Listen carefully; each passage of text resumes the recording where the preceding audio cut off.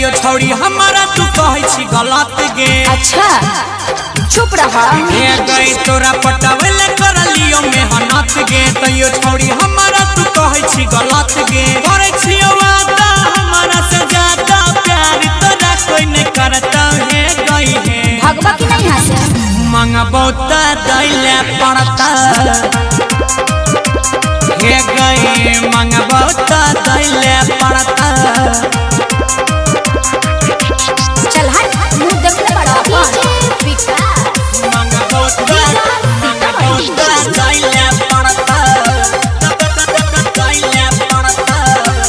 Digital audio recording studio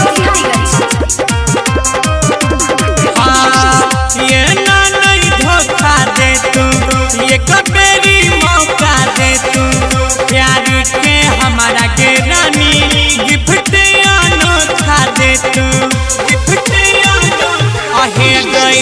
ये ना नहीं धोखा दे तू ये कबेरी मौका दे तू प्यार के हमारा के रानी गिफ्ट अनोखा दे तू। होई तो ने ठिका लभाला ठिका प्यार के लहर जब चढ़ता है गई है। दिमाग खराब लगाता मंगबो ते दैले पड़ता अहे गई मंगबो ते दैले पड़ता।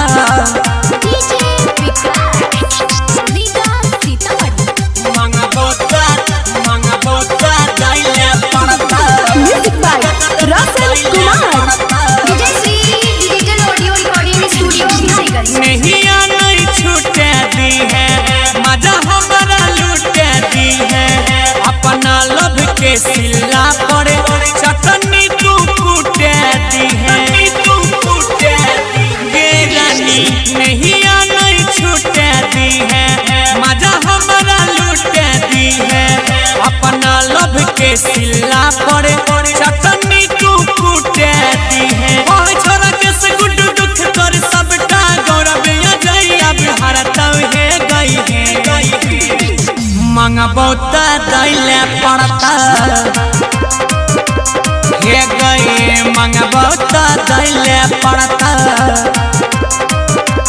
हे गई तोरा पटावेले कर लियो मेहनत गे तैयो छोड़ी हमारा तू कहै छी गलत गे। करे छी वादा हमारा से ज्यादा प्यार तोरा कोई नहीं करता।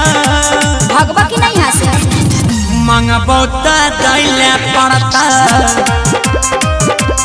हे गई मंगबो त दैले पड़ता।